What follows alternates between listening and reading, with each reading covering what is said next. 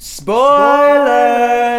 Yep, Suicide Squad's opening weekend is now done, so now let's talk some spoilers about the movie. Before we get into that though, I just want to say one thing, and that is holy shit. The past few days after I uploaded my spoiler-free review of the movie, my channel has gained over 100 new subscribers just in the past week alone. I mean, for me, that just blows my mind. That is pretty awesome, and I want to thank you all for that. I want to thank you all for watching my Suicide Squad review and watching my audience reaction video. So I'm gonna go ahead and dedicate this video to you 100 plus people out there who decided to subscribe to my channel after watching one of those videos. I will do my best to make sure you don't regret making that decision. So now, today on my 2-year anniversary on YouTube, let's talk some spoilers about Suicide Squad. First of all, can we all just talk about how awesome Viola Davis is as Amanda Waller? I just love the fact that she's just a normal human being. She has no powers or anything. She's just a normal frumpy human being. But she's just not afraid at all to stand up to someone like Deadshot or Killer Croc. Like a scene towards the end where Boomerang's like, yeah, let's just kill the pair of them and be on our way. Katana gets ready to get her sword, and then Amanda Waller's like, I got this. I'm like, holy fuck, Amanda Waller. She had moxie. So the fact that this film takes place between BVS and the upcoming Justice League film, it's that period of time where, okay, we have no one here to protect us in the DC Extended Universe, while Bruce Wayne and Diana Prince are out recruiting everyone. Amanda Waller's like, okay, let's just get these bad guys who are in prison, let's try to get them to do some good. And you see kind of little intros to a few of the characters in the beginning, like you see Deadshot, he was taken into Belle Reve by Batman, which I'm really glad that his faith in humanity has been restored, so now he's no longer gonna kill people anymore. That was one of my biggest problems with him in BVS. So he whips out the handcuffs and now Deadshot is in Belle Reve. What I really love though is you see Boomerang's little intro, and he was caught by the Flash. Ezra Miller as the Flash, I thought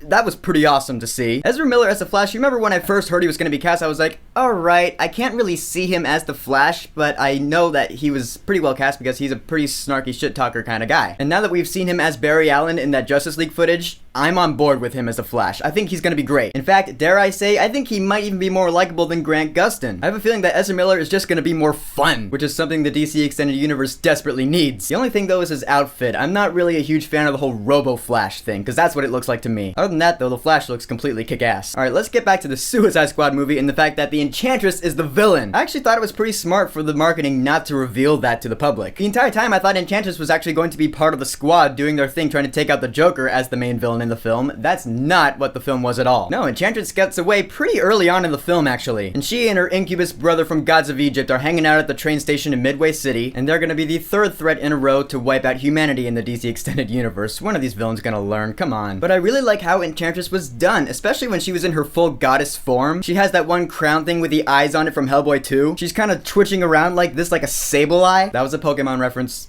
Gen 3. Did she have any depth to her character? No, not at all. But I really don't consider that a problem because there are a lot of characters in this film. You gotta really pick the ones you're gonna give character development. And they made some pretty good picks in this film. Of course, Harley Quinn is one of the biggest ones. The way they did Harley Quinn's origin in this film, I thought was pretty well done. The whole mad love thing. It's funny, right before I saw the film for the first time, I was waiting in line and I was explaining to my friend the origin of Harley Quinn. You know, she was a psychiatrist at Arkham Asylum. She was assigned to the Joker. She fell in love with him. But the words I used to explain the origin to my friend are pretty much the exact same words that Amanda Waller used in the movie. I thought that was pretty cool. And yeah, the Joker is in this movie for all of about 12 minutes. The way I see it is like, I'm pretty sure they were like, okay, we're gonna do a Suicide Squad movie. We can't do Suicide Squad without Harley Quinn. We can't have Harley Quinn without the Joker, so now we have to have a Joker in this film. Because the Joker's pretty much entire purpose in this film is to serve as a tool for Harley Quinn's story. To me, that's not necessarily a bad thing because he's still the Joker and I thought he was really cool. And I can't wait to see more of him in the extended cut of this film that I'm pretty sure we're gonna get. And I really hope it's rated R. Skipping forward in the film, the Suicide Squad gets to Midway City and their HVT-1 that they're supposed to rescue turns out to be Amanda Waller herself. When that was revealed, I remember Deadshot going up to Rick Flag. He's all like, I know you can't hear me because you're trapped in your soldier temple of self-righteousness or whatever, but a two-faced guy like you would not survive for a second out in the streets. Right when I heard that line, I was like, you had to say Two-Face? I don't know if that was intentional, but this is not the first DC film to do something like that. Yeah, you remember Batman Begins when Bruce Wayne was at his party? He's like, yeah, all you Two-Face suck-ups. I'm like, come on, you could have used a bunch of other words to describe him like that. You had to go with Two-Face because he's a Batman villain. I see what you're doing, DC. Now, the big throwdown with Enchantress at the end is pretty much the big divisive thing that separated the people who did like this film and the people who did not. I personally thought it was alright, and you see El Diablo, this is the big shocker. I did not see this coming at all. El Diablo, he's been passive this entire film. He's like, alright, I've done enough harm. I don't want to go out and fight because I can't control my powers. You know it's gonna be one of those things like Jean Grey in X-Men Apocalypse where you know at the end, at the big throwdown, you know he's just gonna unleash the full extent of his powers. Sure enough, he gets knocked down, he's all like, "Rah!" and he transforms into this big demon thing, and he's all like, "It's on, bitch!" I'm like, holy shit, I did not see that coming. That is awesome. Yeah, I thought that was pretty awesome. That dude really has like the spirit of the devil in him or whatever. The unfortunate thing is that he had to go and get blown up, so we won't be seeing him ever again. And they have this demolition charge that they're gonna throw into the machine, and Deadshot's gonna shoot it, and it all happens in really slow motion.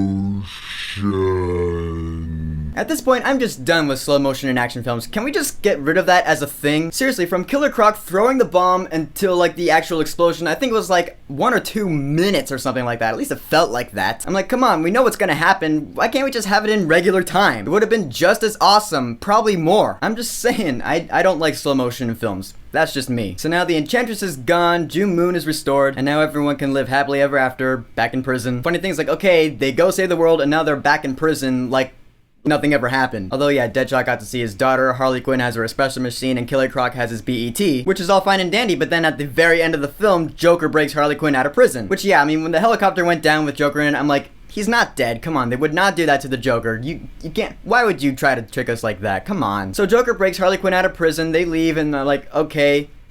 Given the fact that there are really big things in the DC Extended Universe coming, like Steppenwolf and gods and stuff like that coming to wipe out the Earth, I get the feeling that Joker breaking Harley Quinn out of prison is just not a big deal. Because I feel like Batman's just gonna catch them again, put them back in prison, and go about with the Justice League. That or that Harley Quinn spin-off movie is actually going to happen, in which case, awesome, but it hasn't been confirmed yet, so I just don't know. So in the end, Suicide Squad was yet another divisive film in the DC Extended Universe, and I still love the shit out of this film. Like, I could see the problems that people had with Batman v Superman, they just didn't bother me as much, but with Suicide Squad, I can't really see any problems with the film. There are a few of them, but I mean, I still love the shit out of this film. It's definitely one of my favorite films of the year. I've watched this movie a few times by now, and I'm probably gonna watch it a few more times. So here's my question for you. Joker breaking Harley Quinn out of prison, where do you think that's gonna go? I'm really curious, I wanna know what you think about this, so whatever you think, go ahead and leave a comment. And don't forget to subscribe. That was my Jared Leto Joker impersonation.